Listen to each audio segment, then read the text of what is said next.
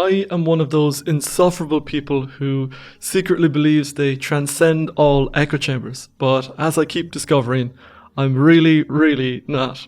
As I was talking about in recent videos, I've been seeking to see the world through leftist eyes the past couple of years, and while it has been a humbling carnival of inadequacy for the most part, there have been some very eye-opening moments along the way. And today, I want to share the most surprising and disturbing thing I've learned from my time down that rabbit hole. That is the insight that self-actualization might just be problematic, and that leftists hate the idea so much that self-care becomes their Jungian shadow. Obviously, my framing, not theirs. At the time I came across this insight for the first time, I'd been working on the idea that Stoicism and existentialism are not enough, that there is something missing in the focus on self that comes up short. And then the next week I was looking up the meaning of late stage capitalism, and before you could say Viva la Revolution, there it was. Wellness is an ideology. And then in a classic example of the Baader-Meinhof phenomenon, where you see something once and then suddenly it's everywhere, I started to notice it cropping up in a few articles, and apparently it's a bit of a saw among leftists these days. As it turns out, there was a major distinction between leftists and the rest of us that nobody ever told me about. I guess it's not something that shows up on the front lines of the culture wars, and hence it never penetrated my little corner of the internet. The finest example I've come across of this theme is in the work of the British journalist Laurie Penny, in particular her article, No, I Will Not Debate You. It's a wonderfully written piece, and within the first paragraph she touches on our talking point, writing, "Every day people on the internet ask why I won't debate some self-actualizing gig economy fascist or other, as if formal public debate were the only way to steer public conversation." That's pretty typical of Penny's style. I'd highly recommend her. She's full of this spicy kind of writing, and beyond style, there's just so much substance to what she writes. Another favourite of mine that I'll link in the description is I'm With the Band from 2016, which is about the night she spent hanging out with Milo Yiannopoulos, and features other notable names like Roosh V, who offers to fake fight her for the lols, and Geert Wilders, the far-right politician who almost became the Dutch Prime Minister recently. Anyway, the subject of this video isn't the golden age of the culture wars, but self-actualization. And to return to her article, No, I Will Not Debate You, another one of the great lines which set this whole train of thought in action is this: "Anxious millennials now seem to have a choice between desperate narcissism and crushing misery."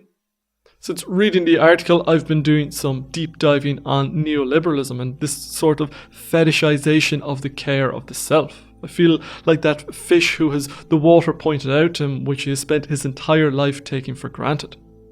I'm not sure that I would go so far as to call this focus on self-actualization desperate narcissism, but I can definitely see where Penny is coming from. You see, when leftists look at the problems in the world today, they look at the big systemic machines that are so monumental and hard to budge. In recent videos like The Lost Art of Leisure or Is Equality the Enemy, we looked at modern ideas that maybe weren't serving us. This is to look at things in terms of what's wrong. The leftist solution will be to do an analysis of the systemic dynamics and try to change them. The more centrist rightist approach is to watch some Aubrey Marcus, Tony Robbins or Andrew Huberman and try to optimize your life. You do some Wim Hof breathing and rearrange your life in some transformative way. It's more like becoming the change you want to see in the world. There's a belief in individualism. The world may be fucked, but if we work hard enough and smart enough, we just might find ourselves a bit of solid ground. To leftists, this focus on self-care is the furthest thing from changing the world. To them, all this self-work is just the Emperor Nero enjoying the sound of his fiddle while Rome burns.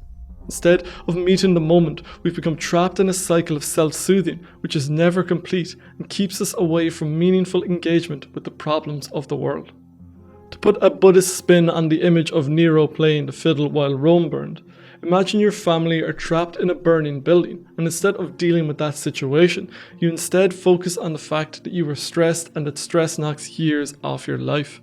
And so you focus on doing some breathwork. It's not that you're wrong about the damages of stress, it's just that your reaction is inappropriate to the context. It's like Jiddu Krishnamurti's great line that it is no measure of health to be well adjusted to a profoundly sick society. I think this is the feeling coming out of this left-oriented perspective. There's a sense that those who are focused on Gwyneth Paltrow's latest innovation, like her psychic vampire spray or vagina eggs, might be missing the problems in the world. Hence, we end up with the centrist rightists being stuck in Penny's cycle of desperate narcissism. We individualists tell ourselves that by changing ourselves, we begin to change the world. But are we really? Are we not just getting caught up in the latest self-care fad that's probably not going to cure us of our ills, but instead maybe yet another manufactured demand, a need created that you must satisfy now in the name of GDP? Listen to Penny's description of it, which is just poetic. Late capitalism is like your love life. It looks a lot less bleak through an Instagram filter. The slow collapse of the social contract is the backdrop for a modern mania for clean eating, healthy living, personal productivity, and radical self-love. The insistence that, in spite of all evidence to the contrary, we can achieve a meaningful existence by maintaining a positive outlook, following our bliss, and doing a few hamstring stretches as the planet burns.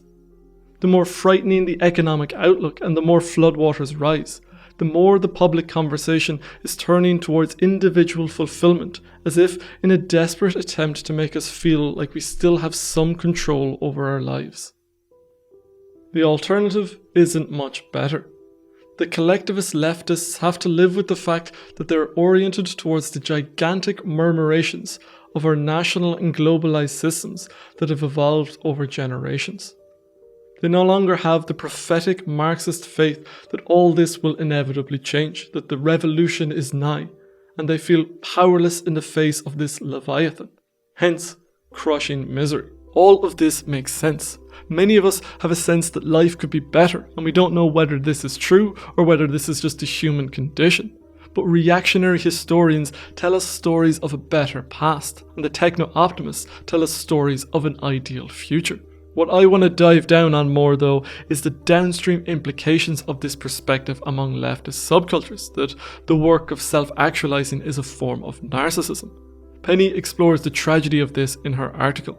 With the language of self-care and well-being almost entirely colonized by the political right, it is not surprising the progressive, liberals and left-wing groups have begun to fetishize a species of abject hopelessness. On the one hand, Instagram happiness gurus make me want to drown myself in a kale smoothie. On the other, I'm sick and tired of seeing the most brilliant people I know, the fighters and artists and mad radical thinkers whose lives' work might actually improve the world, treat themselves and each other in ludicrously awful ways with the excuse, implicit or explicit, that any other approach to life is counter-revolutionary. This is a haunting and fascinating insight. I've been so consumed by studying Jung, positive psychology and doing my self-work that I was completely oblivious to this insight. I'd heard people talking about narcissism, but I assumed they were talking about people vainly obsessed with social media. I didn't realize that I, as one of the self-actualizers, was in this crowd. Imagine my surprise. And if I'm honest, I can see the point. As I was saying earlier, it's something that I'd wrestled with around Stoicism and existentialism, so it was an interesting take, but not quite earth-shattering. But what did surprise me was hearing about this fetishizing of abject hopelessness among leftists. That is a completely different ballgame. I wasn't aware of this in any way, and it really was quite shocking to me. I mean, it makes sense, right? If you see this group of people believe that they are the problem, and so they collapse in on themselves as they seek their own bliss, and if they are partial to positive thinking, they simply plug their ears up against the shit that's going on in the world, then that's going to be quite disheartening. It makes me think of the story of two people out walking. One has a dirty face and the other a clean one. And when they get to the river, it's the clean person who washes their face. We see what doesn't work in others and we try to change it in ourselves. For the leftists, those people focused on self-actualization are doing nothing to change the world. They have fallen into a trap of desperate narcissism as they rush against the stream to heal themselves. And so they wash themselves of this self-actualization. But clearly, they've localized the wrong problem. They've begun to neglect their self-care. And what's more surprising is that they treat not just themselves, but each other in ludicrously awful ways with the excuse, implicit or explicit, that any other approach to life is counter-revolutionary. The moral of Penny's article is interesting because it's a thin veneer of silver lining over the truth of aporia. She writes, "I sometimes take a day off because it becomes apparent that the revolution was not being driven any faster, but my being sick and sad all the time." And then urges us to learn from the queer community, which has long taken the attitude that caring for oneself and one's friends in a world of prejudice is not an optional part of the struggle. In many ways, it is the struggle.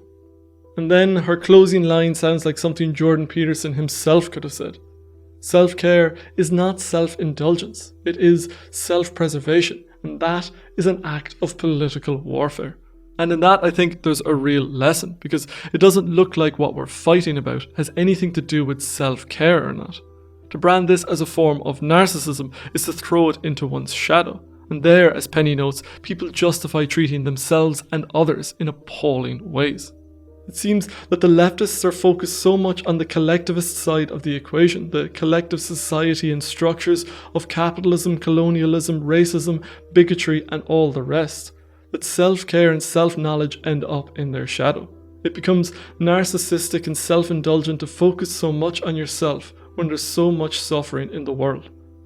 This fits with something I heard Jordan Peterson say about the Big Five personality, where the research has shown that those who skew left are higher in compassion, while those who skew right are higher in politeness. In the end, I'm not quite sure what to leave you with here.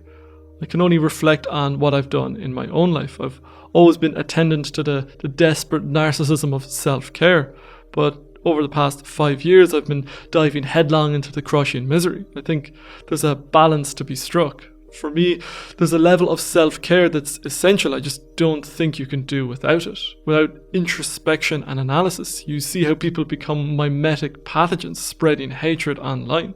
Not that introspection and analysis are enough, as Jordan Peterson is the perfect example of. On the other hand, it is clear that we are not wired for this kind of a society, and there is something very precarious about the whole thing. So there is a balance to be struck between these pillars.